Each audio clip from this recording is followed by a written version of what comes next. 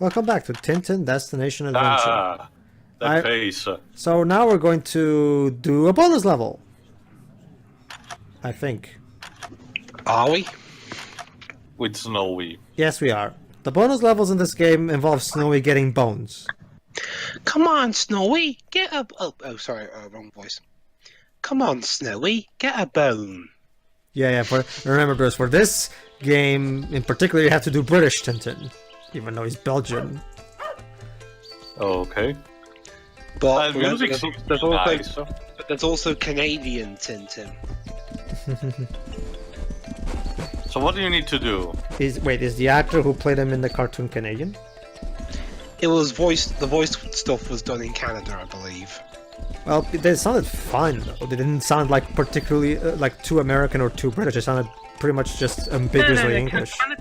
Canada's a decent place to go for your voice acting. Just ignore Mega Man X7. So you need to find all the bones within the time limit. And that's literally it. You cannot even fail at this. You're just getting bones. But from what I've seen, you need to get 40 points bonus. The only way you're gonna be able to get the 40 bones is if you know in advance the level. You have to repeat the level over and over, so you know in advance where the bones are, what to do, and blah blah blah. Jesus.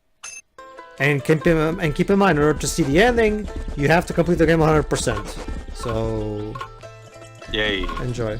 Not to worry, we have YouTube to help us out with that. Yeah, that's what I did, because the game didn't even... This is the big problem. The game doesn't even tell you. I mean, remember in the previous part, when the game specifically told me that in order to unlock the next the second level, I had to complete the first level 100%? Maybe that was the hint to it. Yeah, but it never said anything for the other levels. So I just kind of assumed it was just for the sake... I mean, and what's the point of having bonus levels if they're actually mandatory? That kind of is the whole purpose of bonus levels. We call them bonus levels for a reason, Infogrames. Ugh. Also, these bonus levels are boring. I don't know, the music is nice, I guess. Could you imagine if the reverse happened, where the mandatory levels are the bonus ones? So yeah, bark at that rabbit so you can go away. And when you dig into this hole, there you go, Tail. Here are all the leftover bones. Okay. And the rest is on the other side. However, the timer is running down, so there you go. Oh well.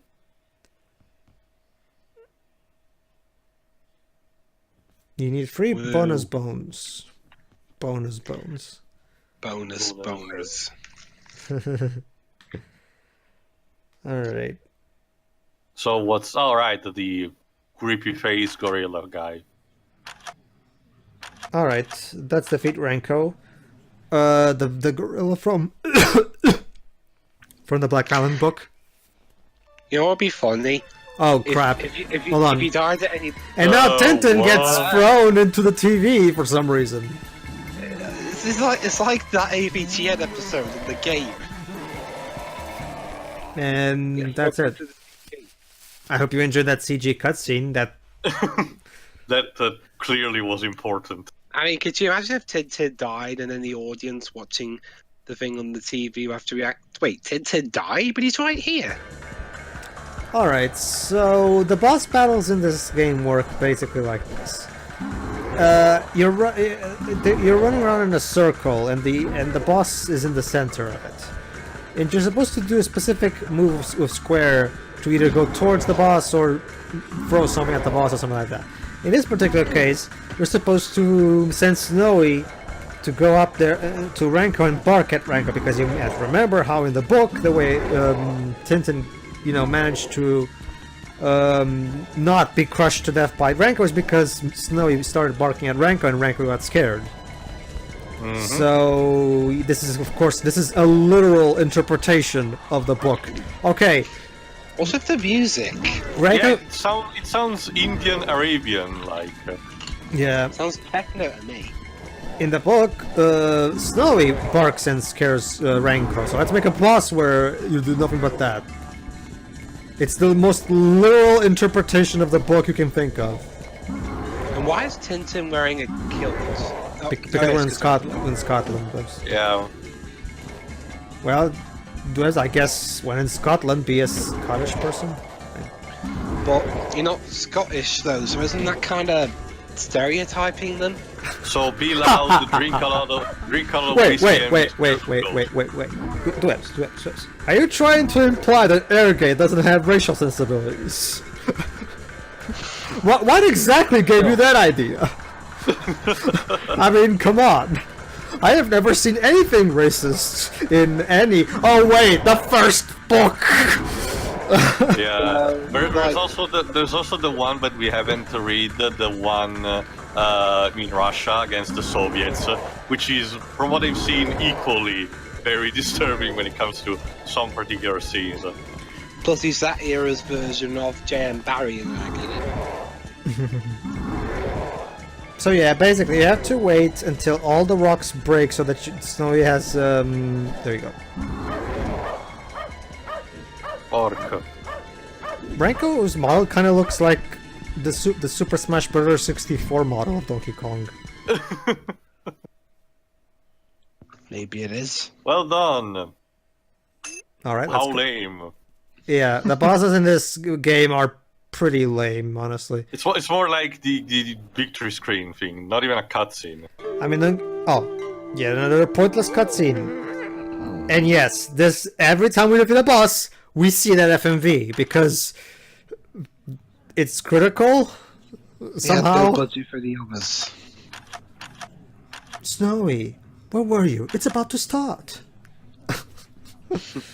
Oh man, you couldn't even get him to sound even remotely Belgian or French. Anyway, I mean, Kenneth Branagh put more effort into being Poirot then. It's not even just the accent, like the voice itself doesn't fit. What's this? Calculus's submarine? Yes. Thanks to Professor Calculus's submarine, we found the wreck of the Unicorn. Yeah. My ancestor, Sir Francis had a... Alright everybody, and now it's time for a submarine level. Oh god, don't tell me it's like that one in Star Fox 64. Actually, Theo, this controls pretty much like a Star Fox game.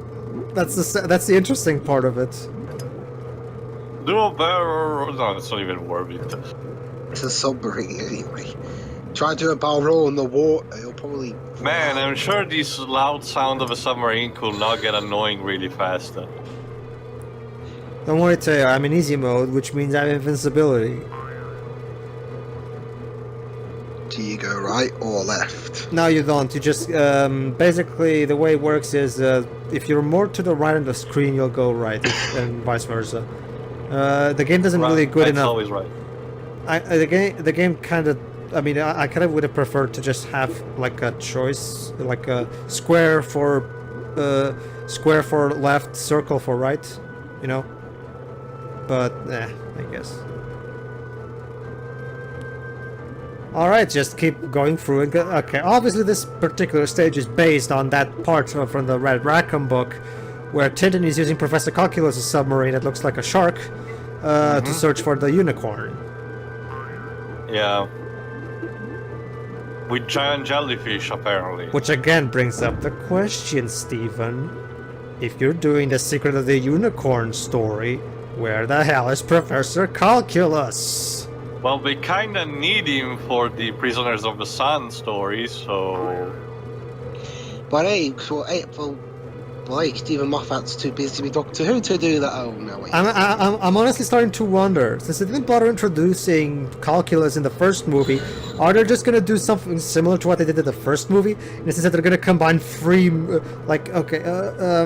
books into one. So they're gonna combine. First, they're probably gonna start the movie with Professor Calculus showing up at Tintin's house, and they're gonna completely reenact the scene from the Red Rackham book. Even though, again, we already had the previous movie to do that, but whatever.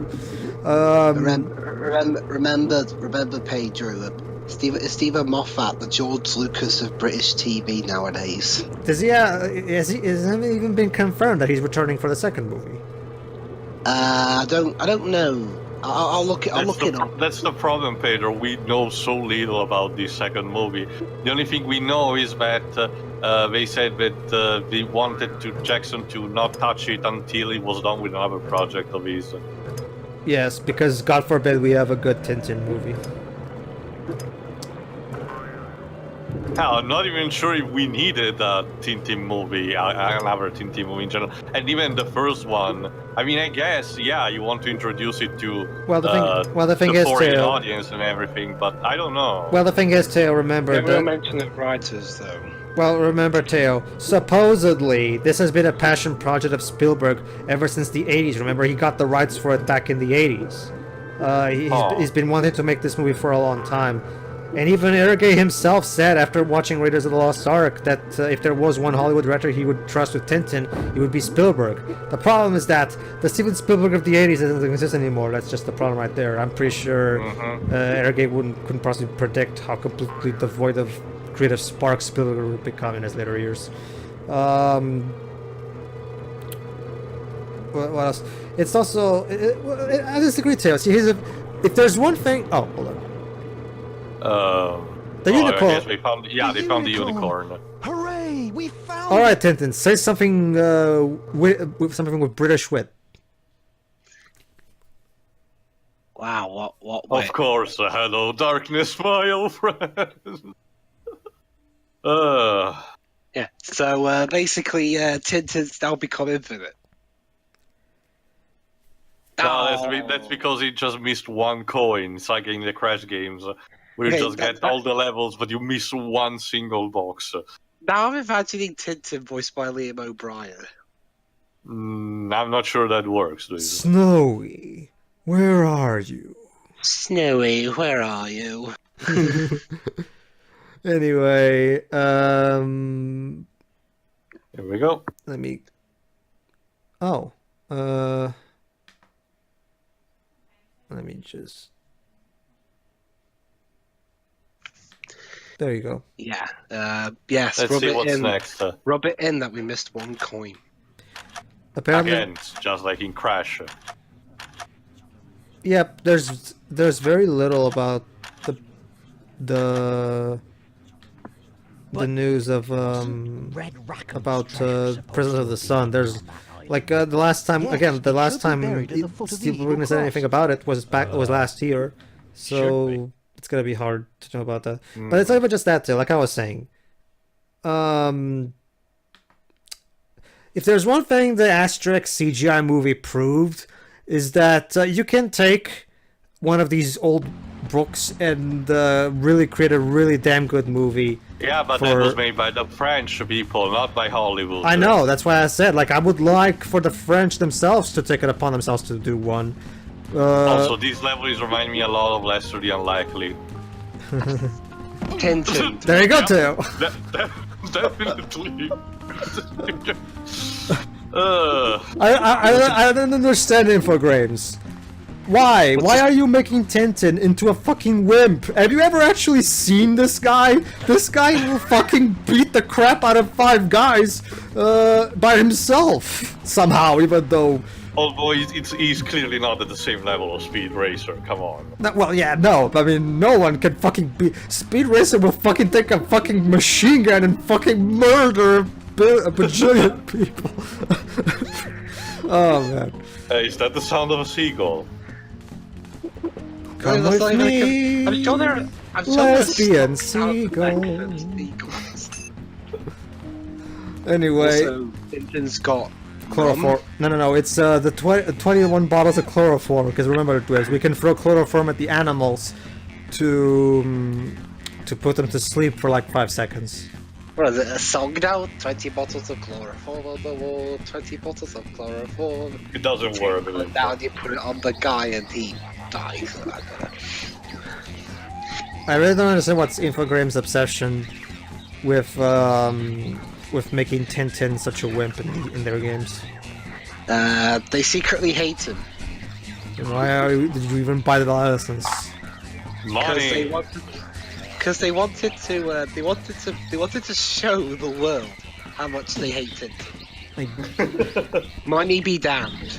honestly, Lives, if you would have told me that about Spielberg and Jackson, I would have believed you. Well, I get. I don't think it was hate. More like they just didn't really care enough. I don't think it's so much that. It's more so the fact that they don't get Tintin at all. Not just that. Honestly, yeah. Now that I think about it, the decision that making I forgot the name of that, like Professor Sugar, what was called, like the support, what was the supporting character, the main villain of the story. That's intentional, so it's kinda can count as an act done on purpose in this case. So I'm thinking still it's a straight up act of malice in this case, altering the story in such a bad way. Yeah, what boggles my mind most of all is how there are actually some Tintin veterans out there who actually will stand up for that movie, which makes no sense to me. Like, to me it's the same thing as an Avatar fan sticking up for the Last Airbender movie. It doesn't make any sense to me. I mean, you can like what you have, you can like whatever you like, don't get me wrong, it's just, however you... Pedro, my guess is that they were desperate to get anything related to Tintin, and we didn't got anything in years, so everything was welcome for them or something. Plus, remember on a, technically the Tintin film was a competently made movie. Last Airbender, on the other hand, it was more competently made, I will give you that, but it was just as completely... this section. Okay, I want to talk about this section right here, because I'm gonna die here quite a bit, as you'll see, because I have no idea how the hell to grab this ledge. And here's the problem. The first problem, the jumping controls are not the best, because a lot of times it's hard to calculate your momentum. Also, I don't... Yeah, there you go, see? Apparently I was not going too far enough, but now I decided to just press forward all the way, and I went through the thing. So I'm trying my best to figure out what's the exact position, the level one, and trust me, because of the jumping controls, it's not as easy as to place yourself. It's like you have to be very fucking precise. Yeah, the hit detection of these branches looks a bullshit. Like it is incredibly bullshit. Bullshit! I did not hit her. Literally. Well, actually, it's the opposite to it. Bullshit! I hit that.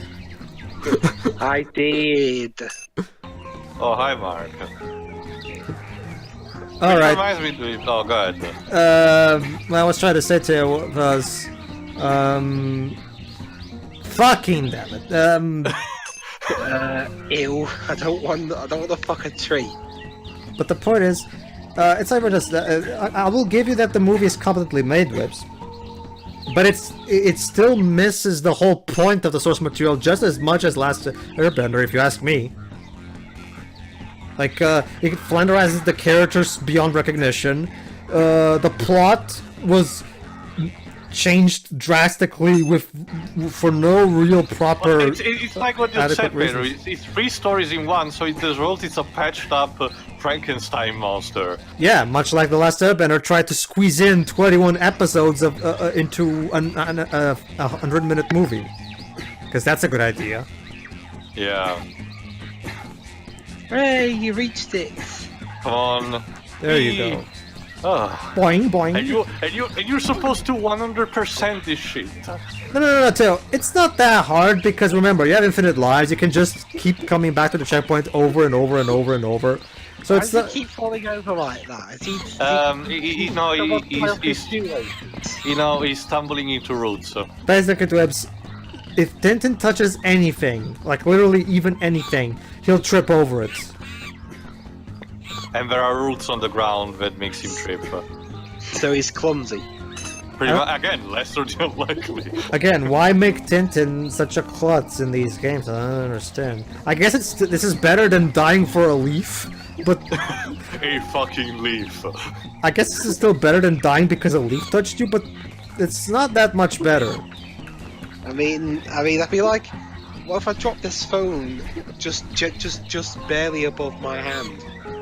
Imagine, Dweebs, imagine if you died instantly just by stepping a bit on a Lego brick. Also, why are these monkeys flinging their poo at me?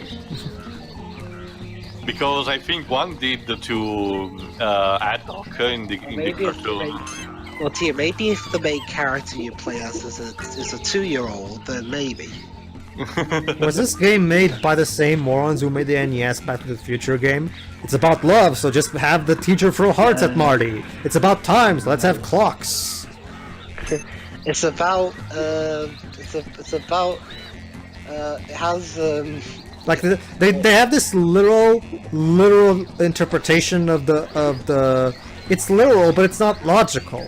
That's the problem right there. I mean, if that's the case, Pedro, I don't remember there being a swarm of bees chasing Marty around everywhere he went. Exactly my point. You can. I mean, it's okay, guys. You don't have to literally do everything by the fucking letter that's in the comic. You can twist stuff a little bit for the sake of making the game more fun. Come on, guys. I mean, yes, I know that there are purists out there who will not accept anything but a direct translation of the comic, but trust me, those people are a minority. I mean, and quite honestly, I find that kind of people to be a bit obnoxious because they have to realize that that's not always a good idea to do a literal translation every time.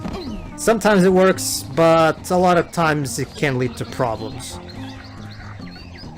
Anyway, yeah, moving on. Yeah, this level is boring as well, like, there's not that much going on in it. It just keeps going and going and going. Yeah. It should have been more fragmented, I guess. One thing I'll give the 16-bit games, they felt like they were better paced than this. Oh, now you get a bunch of stuff. Don't get me wrong, this game is still better, but I will give it that the level design in the previous two games was better paced. Like, there was more stuff going on, the levels didn't feel longer than they needed to, at least not most of them. So basically what they did here was, okay, they took away the Tintin dies for everything thing from the previous games. However, to make up for that, they made the levels unnecessarily large. And mandatory to complete 100%. Yeah. Like I've said various times before, how sad is it that that the tie-ins game to the Spielberg movie is the best Tintin game? How sad And is from what that? I've seen, there are like two versions of it, like a console proper one and a mobile one. Yeah, the mobile version is a point-and-click adventure, which is actually pretty interesting because if there, like Roger said in his video, it would have the SCWRM Emerald book would have made for a really good point-and-click adventure game. So that's actually a pretty logical direction for Tintin because of the whole mystery stuff.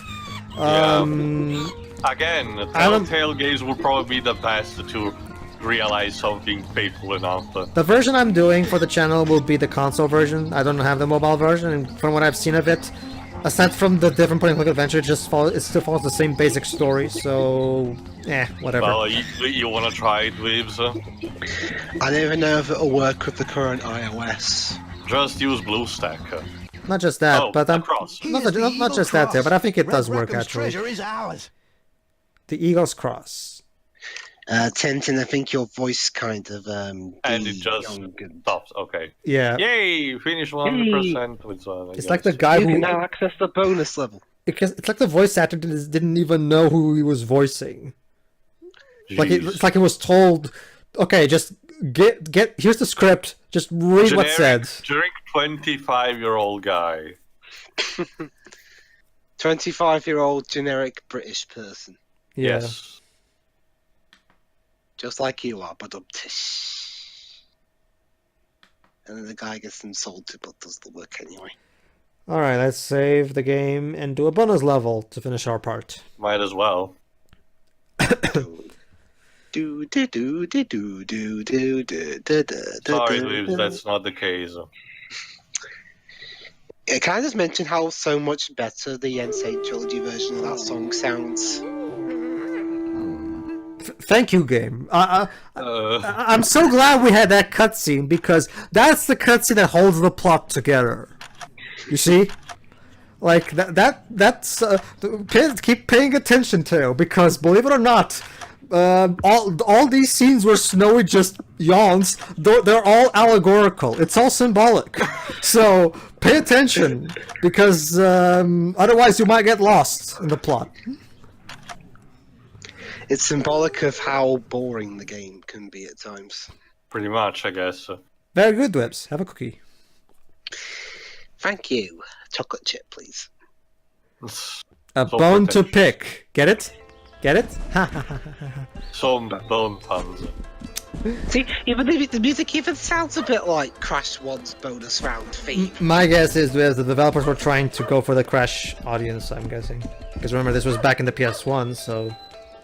It was 2001 at this point. Odds are the Crash fans have probably moved on to the PS2, maybe for Alpha Cortex. Well, but remember, Dwebs, the PS2 was backwards compatible, so they could just still perfectly buy this game for the PS2 anyway. Yeah, just keep getting all the bones that the monkey throws The at you. monkey's throwing, yeah. Just to make sure, just make sure you only get them when they get to the ground.